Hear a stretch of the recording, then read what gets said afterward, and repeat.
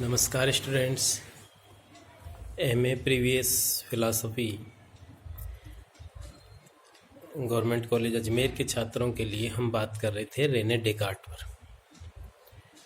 Renee Descartes में ईश्वर के अस्तित्व के पक्ष में तर्क, जिसमें कल हमने बात की सत्तामूलक प्रमाण की।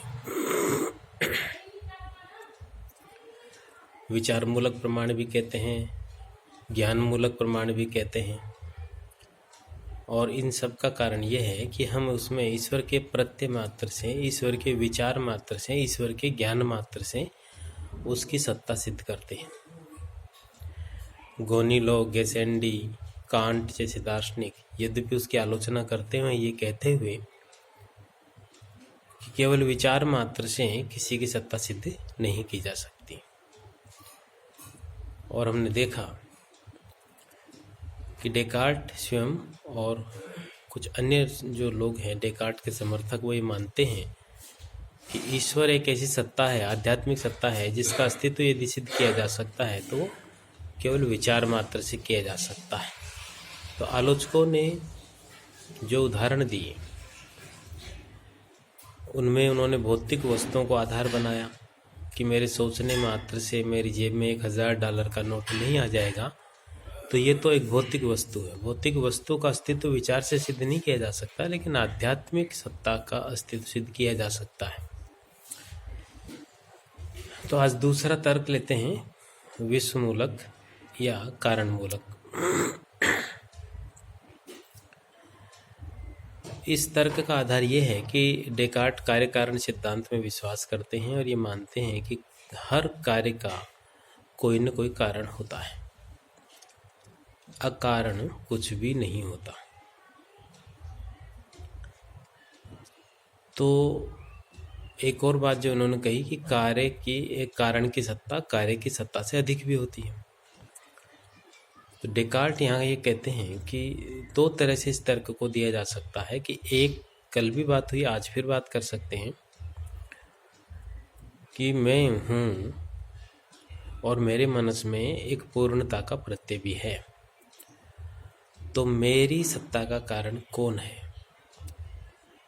तो पूर्णता के प्रत्यय सहित यदि हम कारण की तलाश करें, अनवरत एक श्रृंखला बनाएं, तो हम ईश्वर पे जाके रुकते हैं।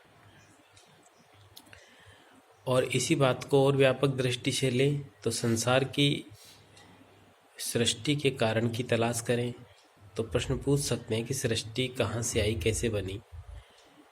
तो किसी एक विशेष तत्व या व्यक्ति विशेष से शुरुआत करें कि भाई इसका कारण क्या है, तो हम कहेंगे कि ये इसका कारण ये है। जैसे हम अपने कारण की बात करें तो अपने कारण हो गए माता पिता, और उनके कारण हैं उनके माता पिता, फिर उनके कारण उनके माता पिता। तो या तो हम कार्य कारणों की एक अनवरत श्रृंखला बनाएं, या फिर एक स्थान पर जाकर कहीं रुकें जो सबका आदि कारण है, मूल कारण है, पर जिसका स्वयं का कोई कारण नहीं, जो अकारण है। तो अनवरत श्रृंखला अनवस्था दोष पैदा करती है। तो उससे बचने के लिए हम एक इस विश्व के समस्त जड़ चेतन पदार्थों के मूल कारण के रूप में एक ऐसे तत्व की कल्पना करके चलते हैं जो संसार की सब वस्तुओं का कारण है, पर जिसका स्वयं का कोई कारण नहीं है, और वही ईश्वर है।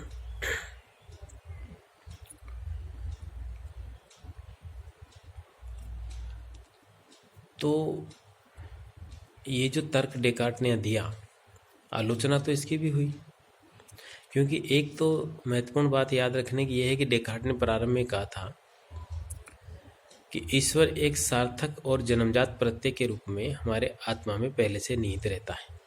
लेकिन इस कारणमूलक तर्क में यदि हम ये डेकार्ट ने जैसा कि एक प्रश्न उठाया कि मेरे अंदर पूर्णता का प्रत्यय ये किसने उत्पन्न किया, तो यहाँ डेकार्ट ये दिखाने का प्रयास करता है कि ये प्रत्यय बाद में ईश्वर के द्वारा उत्पन्न किया गया। और शुरू में प्रारंभ में डेकार्ट ने ये बात स्वीकार की कि ईश्वर एक जन्मजात प्रत्यय है, तो यहाँ बाद में उत्पन्न हुआ ये कहा गया, तो प्रथम बात की आलोचना हो गई, खंडन हो गया। यदि प्रथम बात को स्वीकार करें तो यहाँ इसका खंडन होता है। दूसरा ये कि ईश्वर इस कार्य कारण श्रृंखला का अंतिम कारण है। यहाँ एक प्रश्न पूछा जा सकता है कि इस कार्य कारण श्रृंखला या जो कड़ियाँ हैं, ईश्वर इसकी अंतिम कड़ी है या इस कड़ी से अलग है।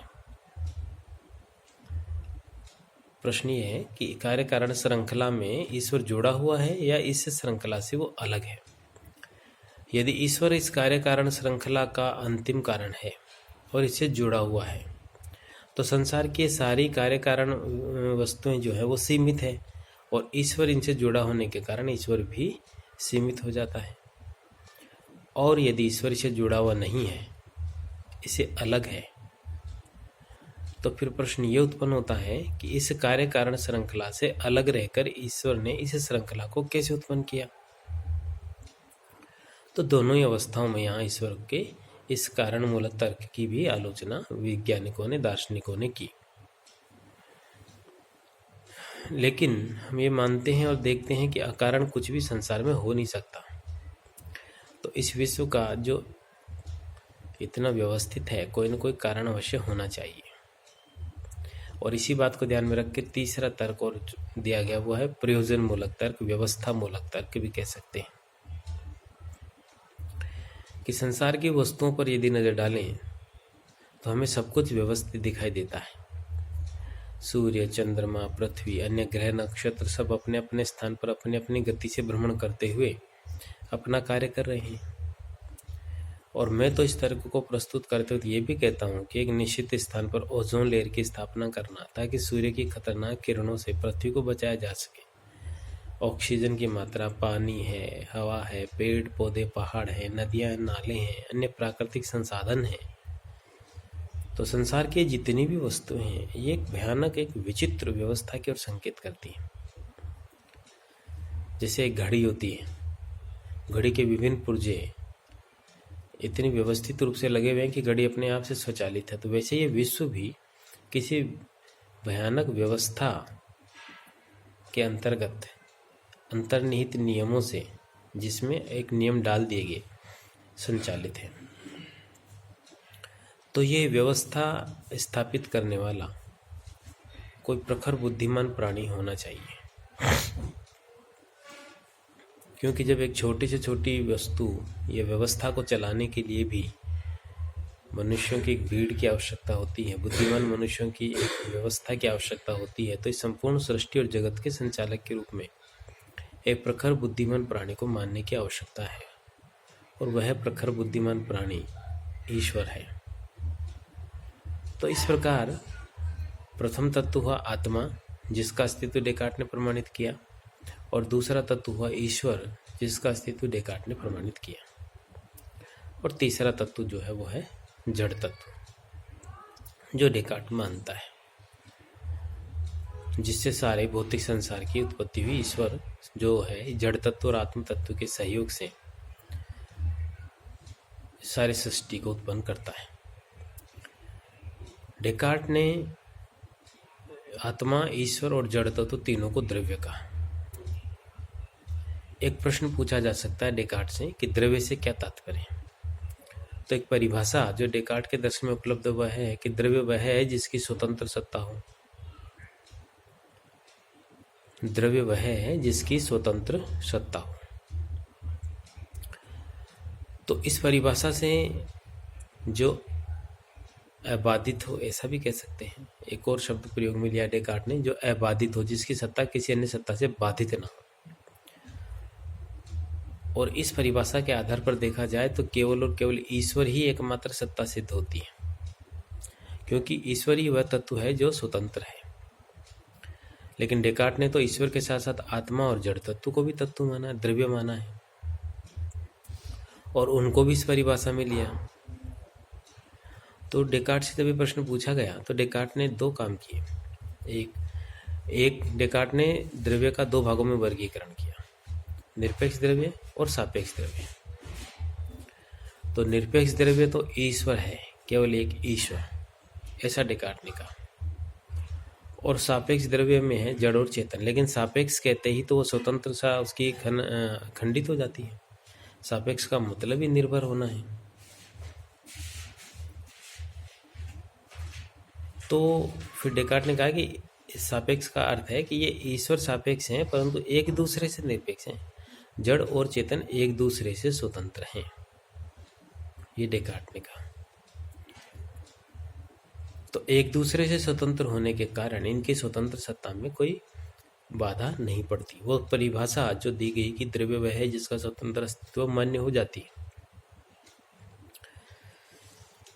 तो डेकार्ट तत्व की दृष्टि से 3 तत्वों को मानता है, लेकिन फिलॉसफी की दृष्टि से, तत्वमीमांसी दृष्टि से देखें तो डेकार्ट को हम द्वैतवादी कह सकते हैं। डेकार्ट में तत्व की दृष्टि से द्वैतवाद दिखाई देता है। कौन सा द्वैतवाद है? तो डेकार्ट में 2 प्रकार का द्वैतवाद दिखाई देता है। एक सापेक्ष और निरपेक्ष द्रव्य का।